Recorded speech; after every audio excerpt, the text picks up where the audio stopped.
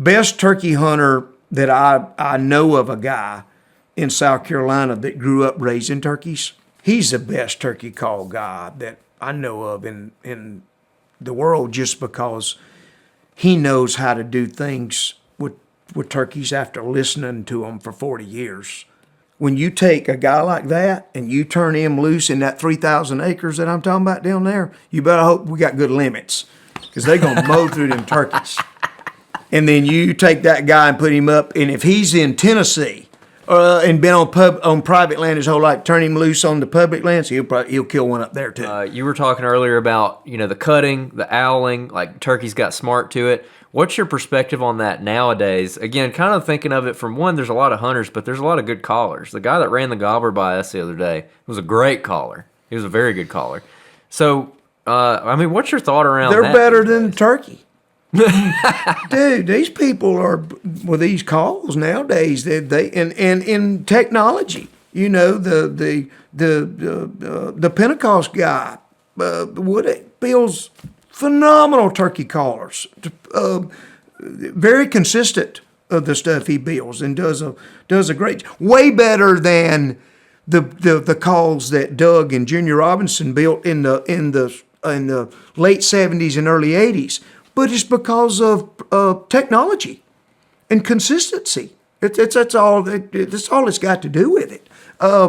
Now, there's a lot of great turkey call companies today, but it's like taxidermy too. I mean, forms today, if you mess up a deer mount, you'd have to be pretty. I mean, most folks can do it because of the stuff you got. But boy, 30 years ago, you had to be more of an artist to be able to do that. But I'd say the callers are phenomenal. But I still go back to actual how good of a caller you are. I mean, I'm not that great a turkey caller at all, but and a lot of people that I go with, I would say it's a small part of killing a turkey. Now, don't get me wrong. Some of these guys, compared to me with my box call or me up at them, could he sat there and do some of those things that are better than make a turkey come in that I couldn't absolutely. Best turkey hunter that I know of, a guy in South Carolina that grew up raising turkeys, and I don't know how to do it. He knows how to do it. He's the best turkey call guy that I know of in the world, just because he knows how to do things with turkeys after listening to them for 40 years. The noises they make and the things that they know how to do. I'm not going to call the guy's name, but that guy's like, there's things he can do that I don't even know how to explain it. And he even told me, he says, it's like you sitting down with a turkey call, you're speaking English to a Japanese person. He said, I'm speaking Japanese to a Japanese person. Because I've seen him pull up on a farm and have a shirt, and he's got one diaphragm turkey call, and it's 2:00 in the afternoon. And he said, I'll either be back here to pick you up at 6 or text me when you get one. We're going 45 minutes and you get a text. And he says, I got one. It's freaking 84 degrees outside. And he's got a turkey in 45 minutes. I'm like, okay, well, go to another place over there, and he carries a bunch of people on a hard hunted farm in Georgia. And he's carrying these people. They kill 7 by lunch.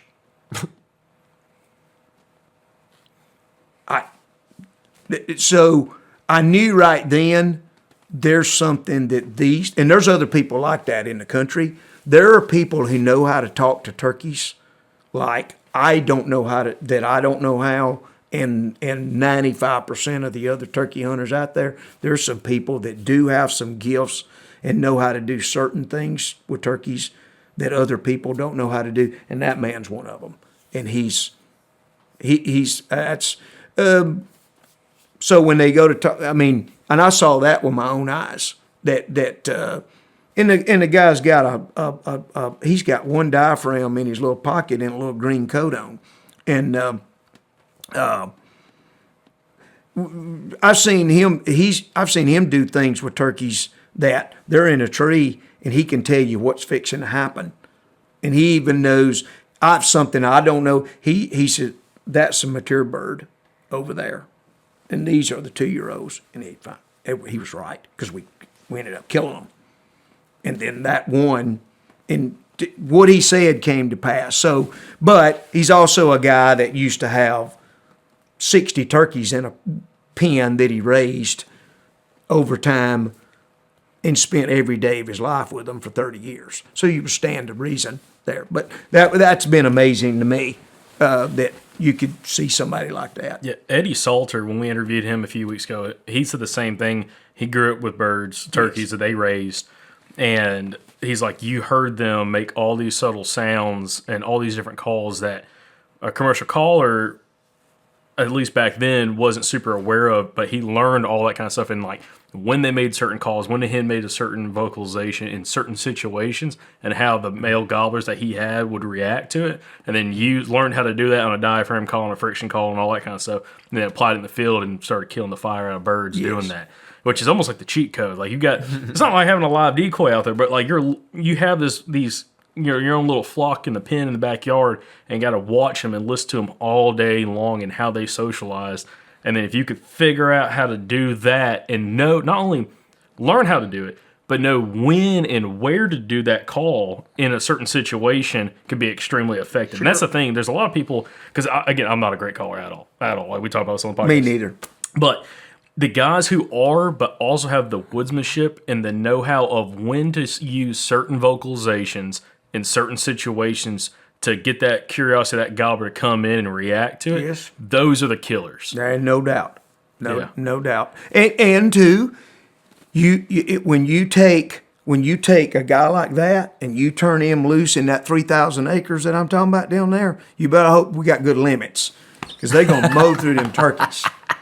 And then you take that guy and put him up, and if he's in Tennessee and been on private land his whole life, turn him loose on the public lands, he'll kill one up there too. Mm-hmm. But take the guy who's not a great caller, like me, mm-hmm, and you turn me loose down there, I'll get my share. Well, good Lord, compared to when I was a kid, there wasn't no Mark's Outdoors. There was a sporting goods store, and you had a turkey call section as big as that television.